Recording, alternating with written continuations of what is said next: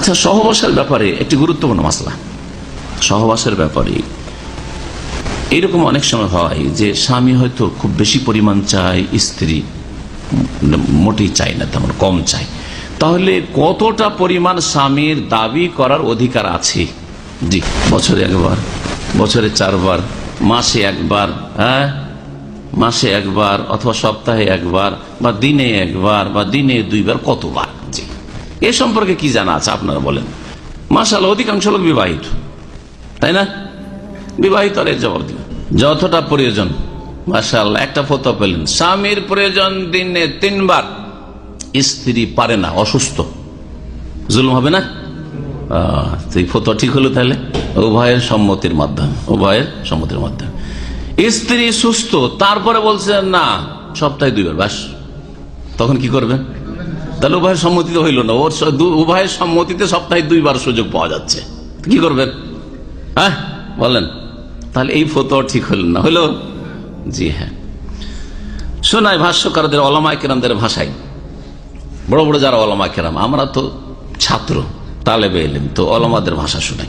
বলছেন প্রধান মুফতি, পুরাতন মুফতি, মানে বর্তমান যে প্রধান মুফতি রয়েছেন তার নাম হচ্ছে শেখ আব্দুল আজিজ বিন আব্দুল্লাহ, হ্যাঁ আব্দুল আজিজ বিন আব্দুল্লাহ আলে শেখ, মানে শেখুল ইসলাম আহমদ আব্দুল্লাহ রহমতুল্লাহ আলের বংশের।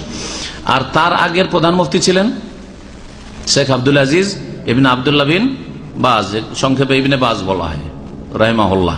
তার আগের প্রধান মুফতি, জি জি, বাদশাহ সৌদের যুগে, বাদশাহ ফয়সালের যুগে যিনি প্রধান মুফতি ছিলেন, জি, বাদশাহ খালেদের যুগে প্রধান মুফতি ছিলেন রাহিমাহুল্লাহ। তার নাম হচ্ছে মোহাম্মদ বিন ইব্রাহিম আলী শেখ, মোহাম্মদ বিন ইব্রাহিম, খুব প্রভাবশালী ব্যক্তিত্ব ছিলেন। তিনি বলছেন ওয়ালাহুল ইকসারু মিন যালিক, এখন সর্বনিম্নটা জানার পরে বেশি কতটা, দিনে কতবার বা সপ্তাহে কতবার, এই ক্ষেত্রে বলছেন ওয়ালাহুল ইকসারু মিন যালিক, স্বামীর জন্য বেশি বেশি সহবাস করা জায়েজ রয়েছে এবং অধিকার রয়েছে।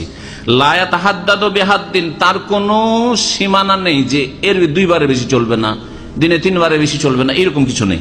ওয়ালা ইউকাইয়াদু, আর এটা কোনো কিছুর সাথে সম্পৃক্ত নাই যে শুধু রাতে চলবে, সকালে চলবে না, দুপুরবেলা চলবে না, অথবা ভোর পেটে চলবে না, খালি পেটে চলবে না, বিকেল বেলা চলবে না, আসর পরে চলবে না, এইরকম শরীয়তে কোনো বাধ্যবাধকতা নেই। মালাম ইয়াদুররা বিহা, যতক্ষণ পর্যন্ত স্ত্রীর জন্য ক্ষতিকর না হয়, এটা অবশ্যই শর্ত। যদি দেখা যায় যে দুর্বল মহিলা আর স্বামীর একাধিকবার সহবাসের কারণে শারীরিক দিক থেকে সে ক্ষতিগ্রস্ত, তাহলে তখন ঠিক হবে না, তখন জায়েজ হবে না। এই জন্য মালাম ইয়াদ, যদি স্ত্রীর ক্ষতির আশঙ্কা না থাকে, তাহলে এর পরিমাণের ক্ষেত্রে, কতবারের ক্ষেত্রে নেই, আর কোন সময় যাবে, সময়ের ক্ষেত্রে কোনো সময়সীমানা নেই। ফাইন আযাররা বিহা ফালা, যদি ক্ষতি হয়, বেশি সহবাসের কারণে ক্ষতি হয় স্ত্রীর, তাহলে জায়েজ হবে না, ক্ষতি করা জায়েজ হবে না। কারণ শরীয়তের নীতিমালার একটি হাদিস রয়েছে, লা দারারা ওয়ালা দিরারা, নবী করিম সাল্লাল্লাহু আলাইহি ওয়াসাল্লাম বলছেন লা দারারা ওয়ালা দিরারা, নিজেরও ক্ষতি করো না এবং অন্যেরও ক্ষতি করো না, নিজেরও ক্ষতি করিও না এবং অন্যেরও ক্ষতি করিও না। আপনি নিজের যেমন শরীর স্বাস্থ্যের খেয়াল রাখবেন, তেমন আপনার স্ত্রীর শরীর স্বাস্থ্যের খেয়াল রাখা, শরীর স্বাস্থ্যের খেয়াল রাখা ফরজ, আবশ্যক। হাদিস মুসনাদ আহমদে রয়েছে, ইবনে মাজায় রয়েছে, আরো হাদিস রয়েছে আবু দাউদ, নাসাই, তিরমিজি, ইবনে মাজায়। মান দাররা দাররাহুল্লাহ, যেই ব্যক্তি অন্যের ক্ষতি করবে, আল্লাহ তার ক্ষতি করবেন। যেই ব্যক্তি অন্যের ক্ষতি করবে, আল্লাহ তার কি করবেন?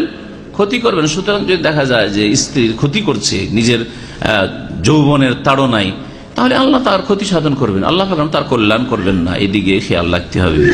আশা করি এই বিষয়টি মোটামুটি যথেষ্ট হয়েছে।